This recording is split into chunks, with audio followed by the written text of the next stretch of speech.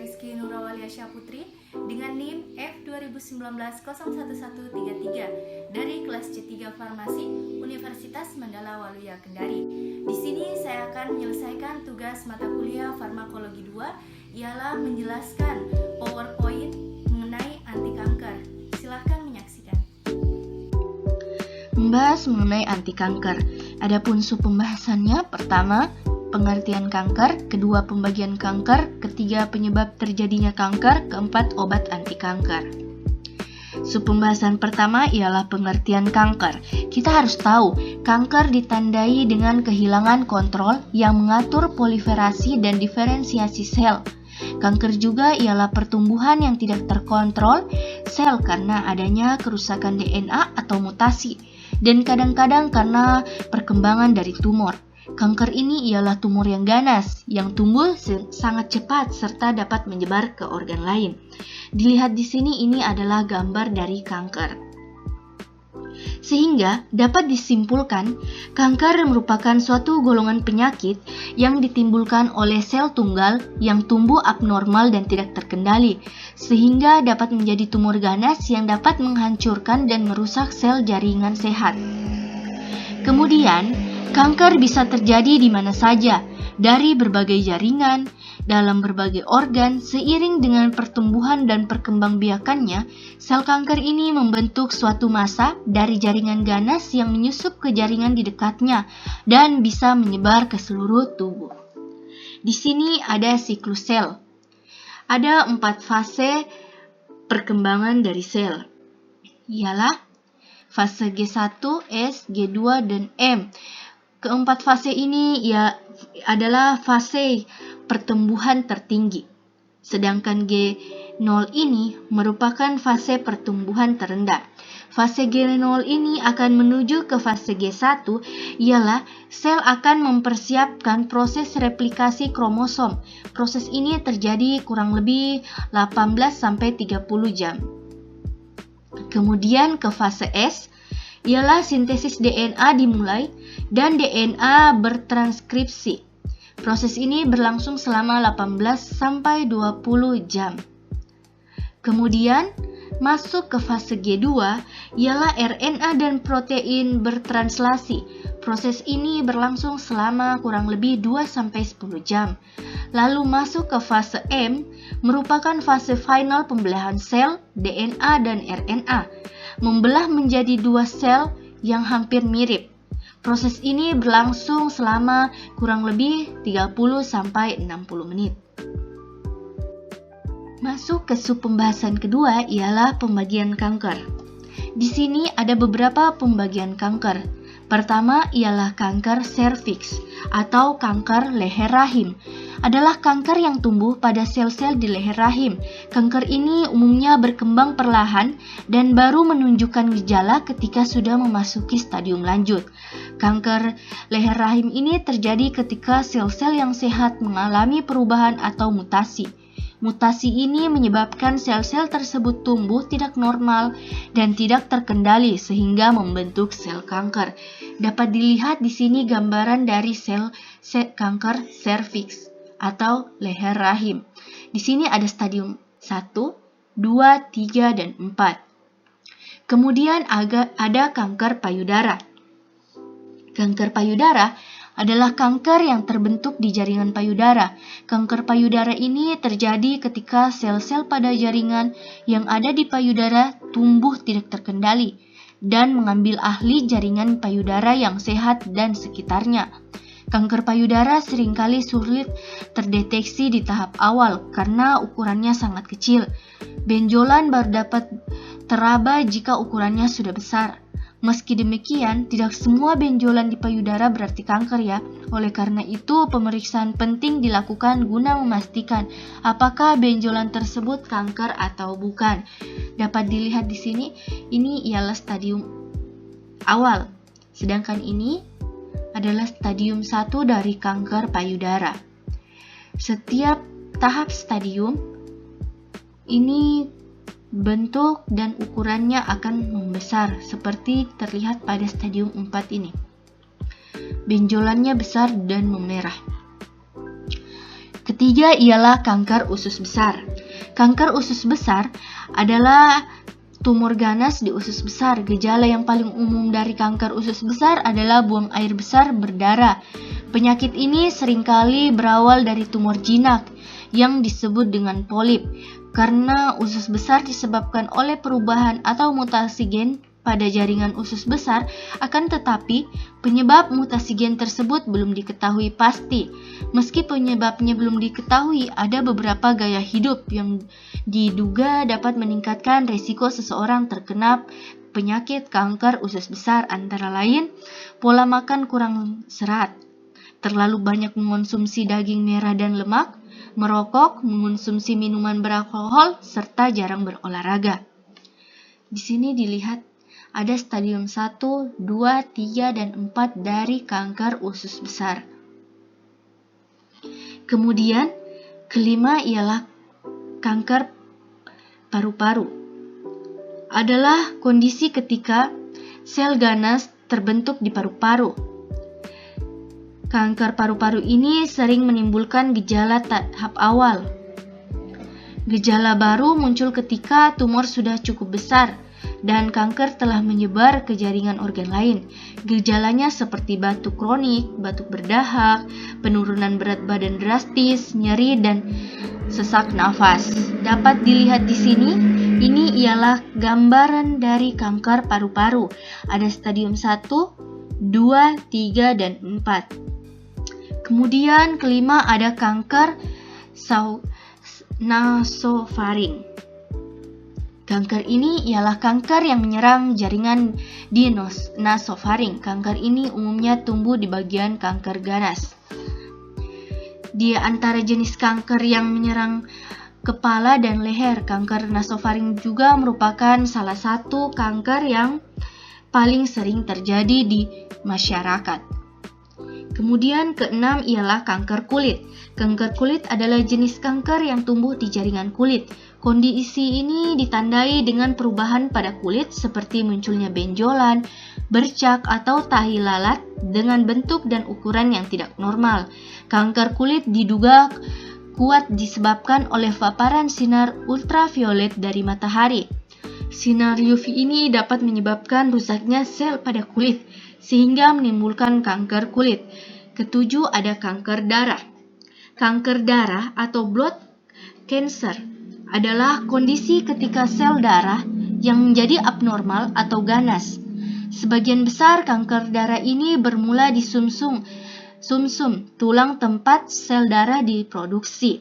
Terdapat 3 jenis kanker darah, yaitu leukemia, limfoma, dan multiple myeloma.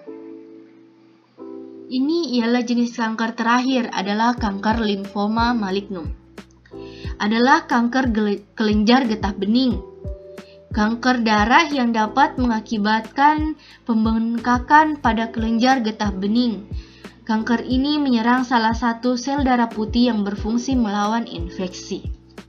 Kemudian masuk ke sub pembahasan ketiga ialah penyebab terjadinya kanker. Menurut Yayasan Kanker Indonesia 2015, ada beberapa penyebab terjadinya kanker. Pertama ialah faktor keturunan atau genetik, menyebabkan beberapa keluarga memiliki resiko lebih tinggi terkena kanker tertentu dibandingkan dengan keluarga lain. Biasanya kanker ini cenderung diturunkan dalam suatu keluarga seperti penyakit kanker payudara, kanker kulit, serta kanker usus besar. Kedua ialah penyebab terjadinya kanker adalah faktor makanan yang mengandung bahan kimia. Makanan juga dapat menjadi faktor resiko terjadinya kanker, terutama kanker pada saluran pencernaan. Adapun contoh makanan yang menyebabkan terjadinya kanker ialah berbagai makanan jenis, makanan yang manis tepung, yang diperoleh secara berlebihan, makanan yang diolah dengan asap dan diasamkan, dapat meningkatkan resiko terjadinya kanker lambung. Kemudian zat pewarna makanan serta minuman yang mengandung alkohol dapat menyebabkan resiko lebih tinggi penyebab kanker kerongkongan. Kemudian penyebab ketiga ialah gangguan pada keseimbangan hormonal. hormon estrogen yang berfungsi merangsang pertumbuhan sel yang cenderung mendorong terjadinya penyakit kanker. Sedangkan hormon progesteron melindungi terjadinya pertumbuhan sel yang berlebih dalam tubuh. Ada kecenderungan bahwa seseorang yang berlebihan hormon estrogen dan kekurangan hormon progesteron dapat menyebabkan meningkatnya resiko kanker payudara, kanker leher rahim, serta kanker prostat. Keempat ialah penyebab terjadinya kanker adalah radikal bebas. Radikal bebas merupakan suatu atom, gugus atom atau molekul yang mempunyai elektrod bebas yang tidak berpasangan di lingkaran luarnya. Sumber-sumber radikal bebas antara lain radikal bebas yang masuk ke dalam tubuh dan masuk bentuk dalam racun-racun kimiawi dari makanan, minuman, udara yang terpolusi, serta sinar UV dari matahari. Kemudian radikal bebas yang terbentuk sebagai produk sampingan dari proses metabolisme. Kemudian radikal bebas yang diproduksi secara berlebih pada waktu kita makan secara berlebihan, berdampak pada proses metabolisme atau ketika kita dalam keadaan stres yang berlebihan, baik stres secara fisik, biologis maupun psikologis. Kemudian, penyebab kelima ialah virus. Beberapa virus dicurigai dapat menyebabkan kanker seperti virus papiloma, yaitu virus yang menyebabkan kutil pada alat kelamin, yang agak merupakan salah satu penyebab kanker leher rahim pada wanita. Kemudian ada virus retro, misalnya virus HIV yang menyebabkan limfoma serta kanker darah lainnya. Kemudian ada virus sitomegalo, yaitu virus yang menyebabkan sarkoma, Kaposi atau kanker sistem pembuluh darah yang ditandai oleh lesi kulit yang berwarna merah. Lalu ada virus hepatitis B, yaitu virus yang menyebabkan kanker hati pada seseorang. Kemudian kita masuk sub pembahasan keempat ialah obat anti kanker. Ada golongan agen alkilasi. Dapat dilihat di sini gambarnya. Agen alkilasi merupakan obat kemoterapi beracun untuk sel-sel normal yang sedang membelah, terutama pada bagian pencernaan, sumsum tulang, testin, dan ovarium. Mekanisme kerjanya ialah menghambat langsung sintesis DNA sel kanker. Kemudian dinamakan agen alkilasi karena obat-obat golongan ini mampu menambahkan gugus alkilasi pada gugus elektronegatif sel kanker dan dapat mematikan sel kanker. Indikasinya ialah penyakit Hodgkins, kanker limfoma, leukemia, habis itu kanker payudara, paru-paru, dan prostat. Rute pemberian obat ini ialah secara oral dan intravena. Obat-obat agen alkilasi seperti nitrogen mustard, contohnya obat Chlorambucil, Mevalan. Kemudian golongan nitrosoureas, contohnya obat streptozocin dan karmusin. Kedua ialah golongan antimetabolit. Antimetabolit di sini membentuk gugus purin atau gugus pirimidin yang merupakan basa yang dibutuhkan sel kanker untuk sintesis DNA yang dapat mematikan sel kanker. Mekanisme kerjanya ialah analog dari substansi penting dan folat yang berperan dalam pembentukan DNA, yaitu pada fase S. Indikasinya ialah kanker saluran pencernaan, kanker payudara, kanker kulit, dan kanker ovarium. Obat-obat antimetabolit yang pertama ialah antifolat. Contohnya obat methotrexate, raclitetrexate. Kedua ialah analog purin.